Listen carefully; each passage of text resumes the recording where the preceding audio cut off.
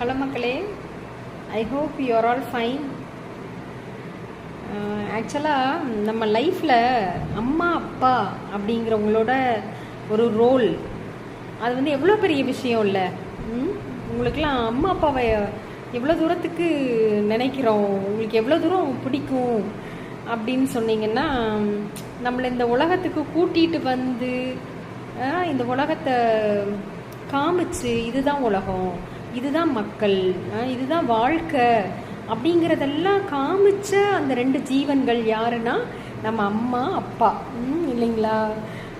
நமக்கு இந்த உடலை கொடுத்து இந்த உயிரை கொடுத்து நம்மளும் ஒரு ஒரு மனுஷங்களாக இந்த உலகத்துக்கு கூட்டி வர்றவங்க இல்லையா? அப்போது சின்ன வயசுலேருந்து அவங்க எவ்வளோ சாக்ரிஃபைஸ் பண்ணி நம்ம எல்லாரையும் வளர்க்குறாங்கல்ல.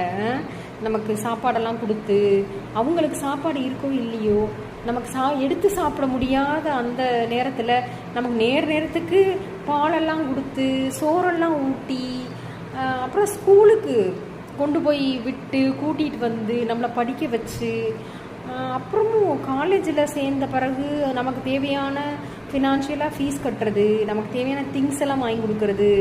ஸோ இதெல்லாம் முடித்து நமக்கு ஒரு கல்யாணம் அப்படின்னு இன்னொரு ஒரு உறவுன்னு ஒன்று வேணும்னு சொல்லி கடனெல்லாம் வாங்கி நமக்கு நகை போட்டு கல்யாணம்லாம் முடிச்சு வச்சு, ஸோ இந்த மாதிரி இருக்கிற நம்ம பேரண்ட்ஸை கடைசியில் பார்க்க முடியலைன்னு சொல்லி கைவிட்டு வேற ஒரு இந்த ஹோம்லாம் போய் சேர்க்குறோம் இல்லையா? அது எவ்வளோ பெரிய ஒரு ஒரு கிராட்டிடியூடே இல்லாத ஒரு செயல் தானே, இல்லையா?